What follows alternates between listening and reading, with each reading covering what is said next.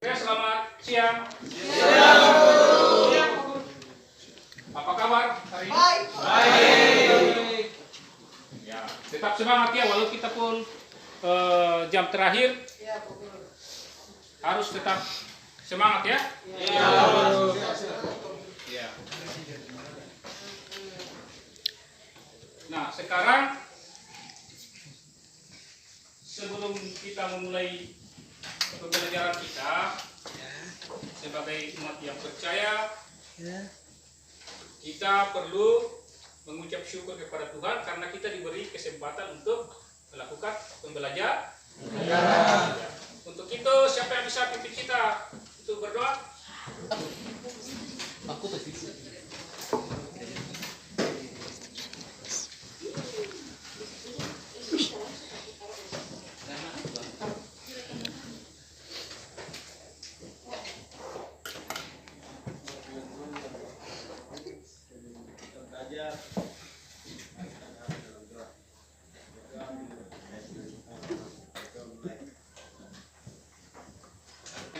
terima kasih ya sudah memimpin kita dalam doa.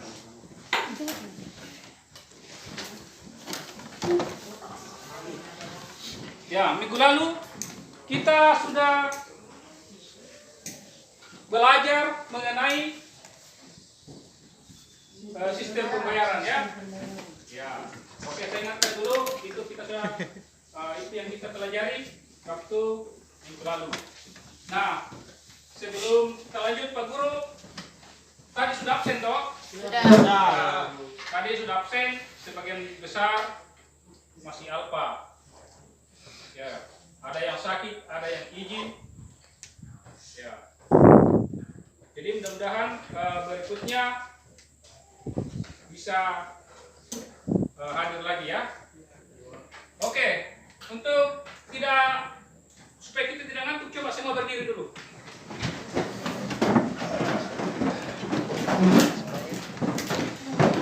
Coba satu langkah begini, keluar dari baris ya.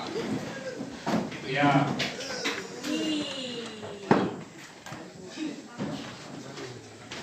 Oke. Nanti kalau Pak Guru bilang padang. Nanti kalau Pak Guru bilang mundur, berarti kalian maju ya. Kebalikan ya. Ya, kalau saya bilang saya mau melatih konsentrasi kalian, apa kalian masih fokus toh? Ya, kalau saya bilang maju, berarti kamu mundur. Ya. Kalau saya bilang mundur, berarti kamu maju. Ya. Oke, ada awas saya salah ya. Perhatikan. Oke, siap. Maju.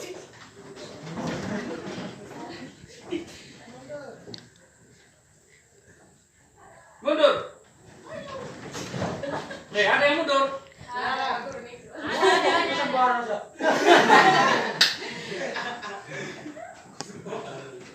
Mundur.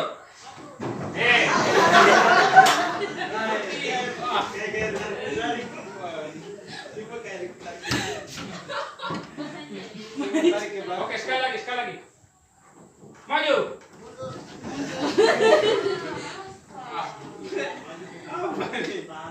Maju.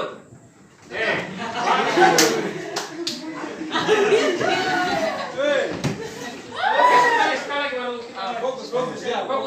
Ini Pak Guru. Siap Pak Guru. Ya, ini supaya Pak Guru latih konsentrasi kalian, ini sudah yang terakhir jadi.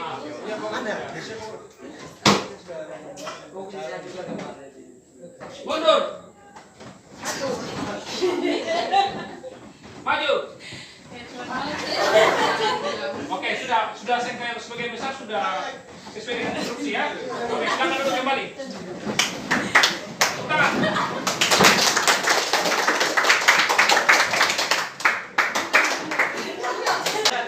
Ya sudah, tidak usah lagi.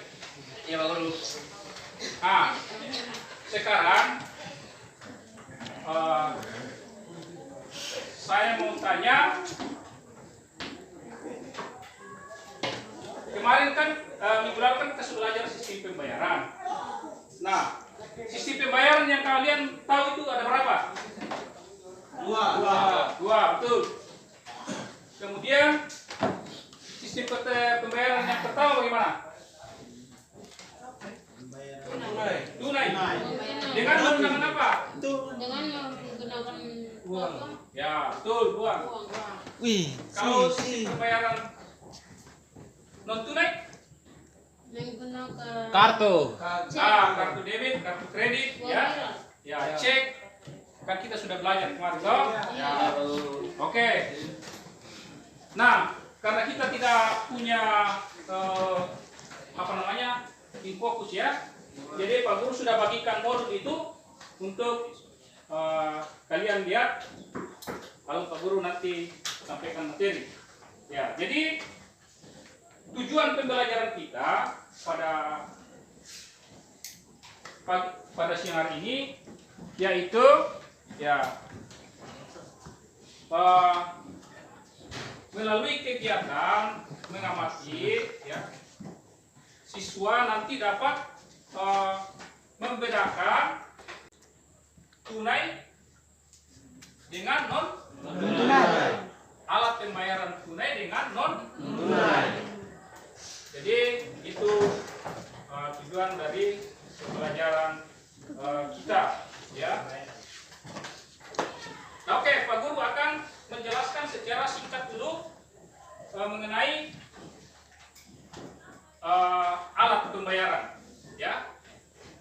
Nah, seperti yang minggu lalu yang sistem pembayaran yang kita kenal ada dua, yaitu sistem pembayaran tunai dan non tunai. Begitupun dengan alat pembayaran. Ada alat pembayaran tunai dan ada alat pembayaran non tunai. Nah, coba perhatikan. Nah, sekarang kita berbicara masalah alat pembayaran tunai. Nah, kalau kita berbicara masalah pembayaran tunai, berarti kita berbicara tentang apa? Kalau kita berbicara masalah pembayaran tunai, berarti kita berbicara apa? Uang, betul sekali. Ya, jadi karena kita berbicara alat pembayaran tunai, berarti kita berbicara uang. Ya. Nah, sekarang kalian harus tahu bagaimana sejarah singkat mengenai adanya uang. Ya. Nah, pada zaman dulu sebelum ada uang itu masyarakat untuk mendapatkan barang menggunakan apa? Ya, betul sekali. Jadi sistem melakukan sistem barter. Ya. Jadi sebelum itu masyarakat menggunakan sistem barter. Ya. Apa itu sistem barter? tukar menukar barang dengan barang. Barang ditukar dengan barang. Betul sekali. Ya. Nah, namun seiring dengan kebutuhan manusia selalu bertambah, ya, meningkat, sistem barter ini mengalami kesulitan. Jadi salah satu kesulitan barter itu yaitu kita harus mencari orang yang mau menukarkan barangnya dengan kita punya barang. Ya. Contohnya kalau kita punya sagu dan kita membutuhkan ikan, berarti kita harus mencari orang yang punya ikan. Kemudian nilainya kesulitan dalam hal nilai, ya. Misalnya sagu mau tukar dengan ayam kan kita tidak tahu ukurannya bagaimana, iya toh? Nah, itu kesulitan dari barter. Sehingga mulai orang mencari alternatif untuk mencari alat tukar. Ya, tidak usah. Nah, alat tukar yang digunakan masyarakat pada waktu itu gerang, ya, gerang dari laut. Ya. Kemudian kulit ya, kulit binatang. Nah, itu yang digunakan dalam sistem alat tukar ya. Maka muncul disebut dengan uang barang. Itu namanya uang barang. Nah, namun ini mengalami juga kesulitan dalam hal bentuk dan berat ya, bentuk. Ada yang besar, ada yang ya, jadi kita mau bawa kemana-mana susah ya. Jadi itu menjadi kesulitan. Akhirnya orang mulai mencari alat tukar dengan menggunakan logam. Ya, logam yang digunakan apa? Ada dua logam yang biasa digunakan pada waktu itu emas dan perak. Ya, maka muncullah disebut dengan uang logam. Ya, jadi uang logam itu mulai dikenal di Cina. Ya, uang mulai dikenal di Cina sekitar 2700 sebelum Masehi. Itu diperkenalkan oleh uang, ya, atau biasa juga disebut dengan Kaisar Kuno. Ya. Namun sejarah purba juga mengatakan bahwa orang Tunisia, Assyria, Mesir sudah menggunakan uang sebagai alat pembayaran, alat tukar ya. Nah, itu sejarah singkat dari uang. Kira-kira siapa yang masih ingat apa itu pengertian dari uang?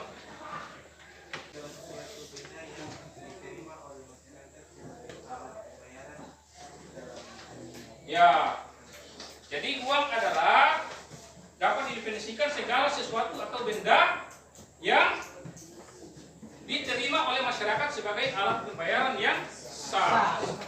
Ya, itu mengenai pengertian uang. Nah, sekarang kita lihat fungsi uang. Fungsi uang ada berapa? Ada dua. Ya. Fungsi asli dan fungsi turunan. Fungsi asli dan fungsi Turunan. turunan. Yang termasuk fungsi asli apa? Sebagai alat tukar. Nah, terus Yang kedua sebagai suatu hitung. Satuan hitung. sebagai satuan hitung.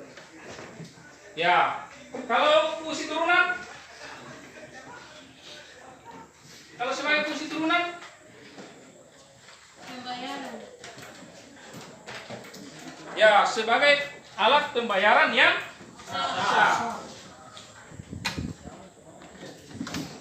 Kemudian uang sebagai penyimpan kekayaan. Kemudian uang sebagai pendorong ekonomi. Kemudian uang sebagai standar pencicilan utang. Ya. Kalau dikatakan uang sebagai alat tukar bagaimana?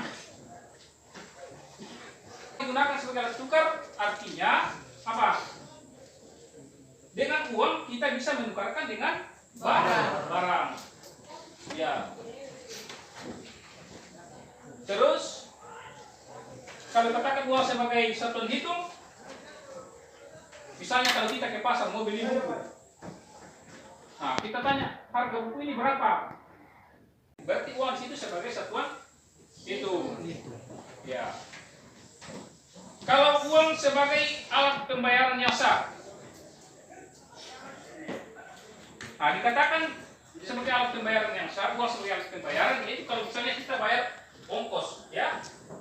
Oke, kelompok satu mana? Angkat tangan.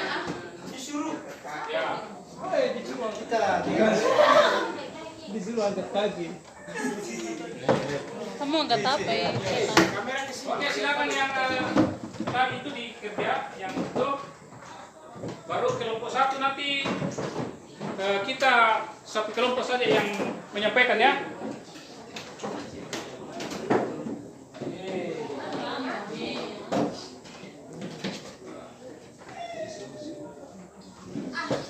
Oke, sudah siap ya?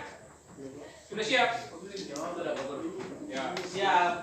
Oke, silakan. silakan. Silakan kelompok 1. Silakan kelompok 1.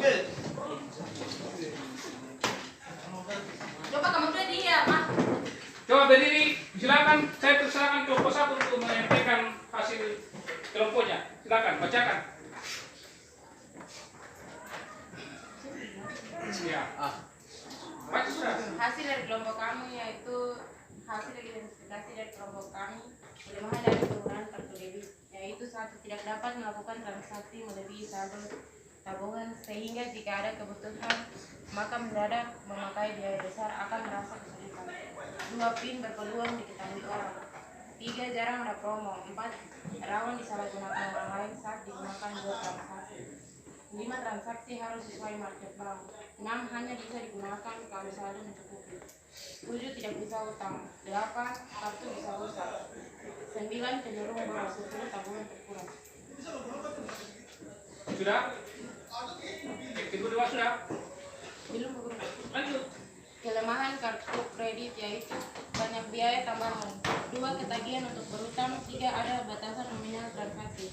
4. Menimbulkan sifat boros. 5. Dikenakan bunga yang tinggi. 6. Ketatnya aturan yang merugikan nasabah. 7. Kartu bisa dibobol orang lain. 8. Bisa berurusan dengan penagih utang atau pelaku. Ya, silakan. Tepuk tangan dulu kelompok 1.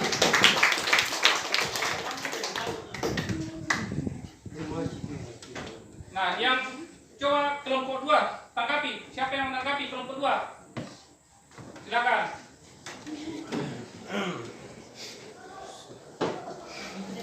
Tanggapan dari kelompok 2 tadi dikatakan salah satu kelemahan penggunaan kartu debit adalah rawan disalah menggunakan orang lain saat bertransaksi dan dapat merugikan kita kira-kira bagaimana cara orang bisa menyalahkan menggunakan kartu kredit dapat hal pin cuma kita yang tahu.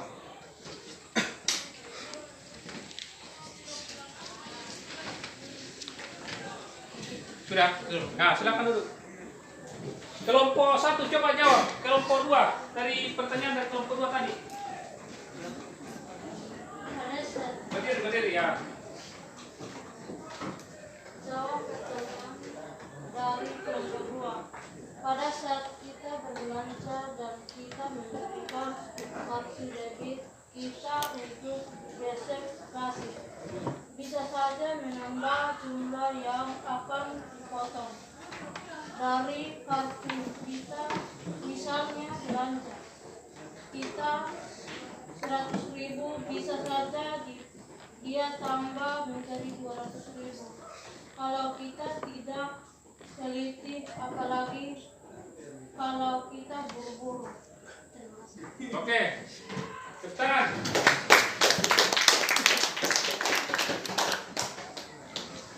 Kelompok 3, coba tanggapi kelompok 3. Berdiri. Tanggapan kelompok 3 tadi disampaikan salah satu kelemahan kartu kredit adalah bisa berurusan dengan penagih utang korektor. Maksudnya bagaimana ya? Ya, silakan kelompok 1.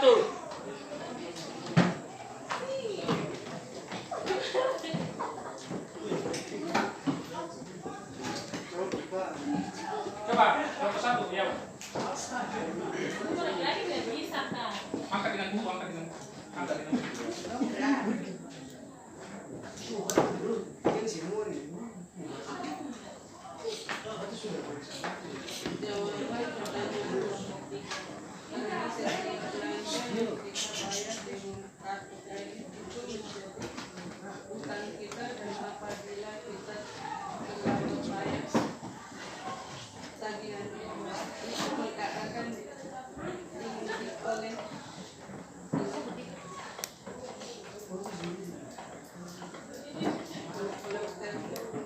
Oke, silakan.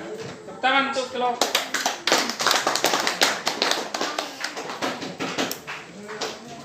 Kemudian kelompok 3, kelompok 4.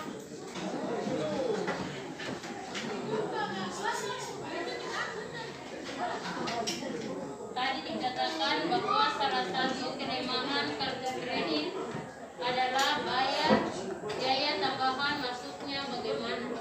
Nah, silakan kelompok 1. Itu dari kelompok 4.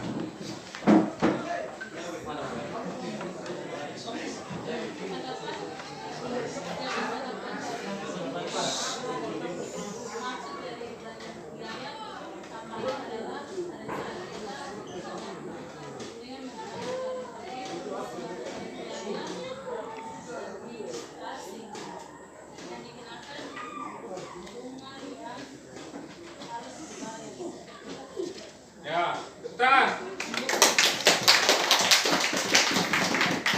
Kelompok 5. Tanggapan dari kami kelompok 5, tadi kan dikatakan bahwa kelemahan kartu debit adalah tidak bisa dilakukan. Maksudnya bagaimana? Ya, kelompok 5 silakan.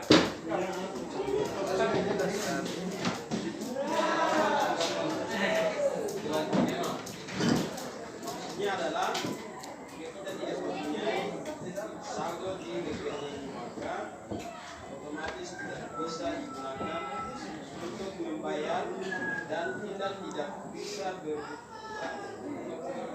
Ya. Oke, tepuk tangan ya.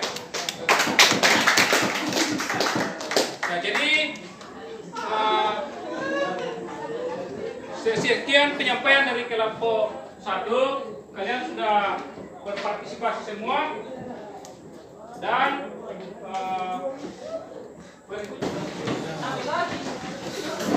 ini salah ya. Oke, kalian sudah melakukan diskusi kelompok dan sudah dipresentasikan. Ini tugas nanti dikerjakan baru dikumpul ya. Ya. Tidak, ini individu, tadi sudah kelompok, sekarang individu ya. Iya. Jadi ini nanti dikerja. Saya kasih waktu.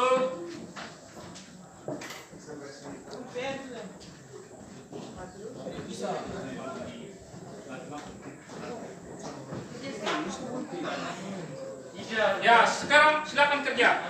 10 menit.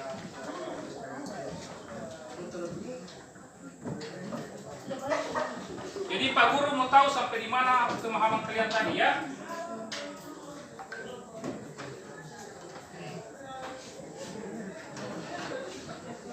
Oke, sudah ya. Silakan saya kumpul kembali.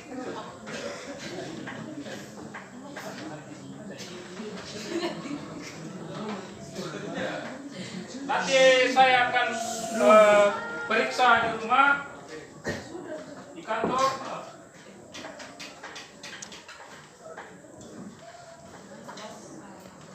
Ya, nanti hasilnya akan diberikan.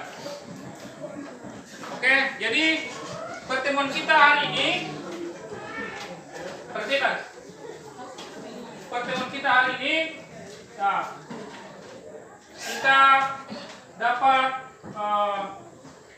simpulkan, ya, kesimpulan dari hasil diskusi kita, hasil pembelajaran kita hari ini, bahwa alat pembayaran ada 2, yaitu alat pembayaran tunai dan tunai.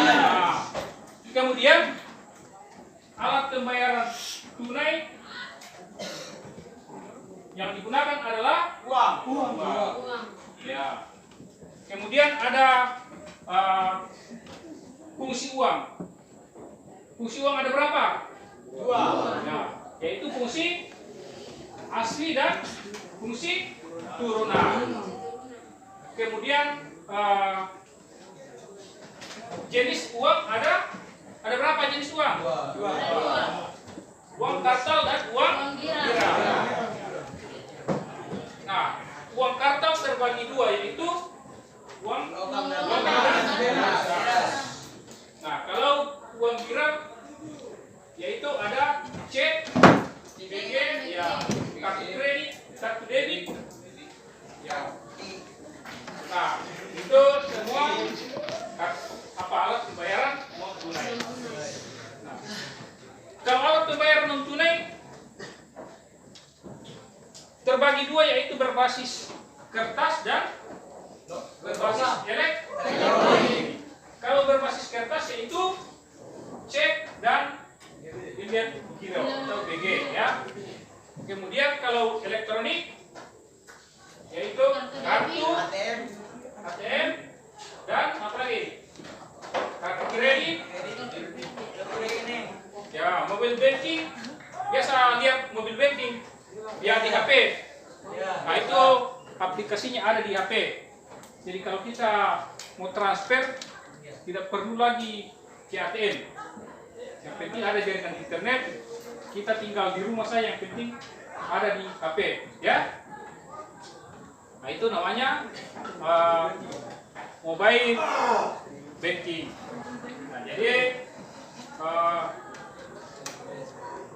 penggunaan alat pembayaran kartu debit dan kartu kredit tadi kalian sudah bahas apa-apa kelemahannya, toh? Nah, jadi masing-masing punya kelemahan. Nah, jadi itu kesimpulan kita, pelajaran kita pada hari ini. Jadi saya harap nanti di rumah tetap semangat belajar ya. Ingat, siap semangat. Ya, jadi harus semangat belajar di rumah. Oke, untuk mengakhiri pembelajaran kita, siapa yang pimpin kita dalam doa lagi? Untuk mengakhiri, siapa bisa? Ya, silakan.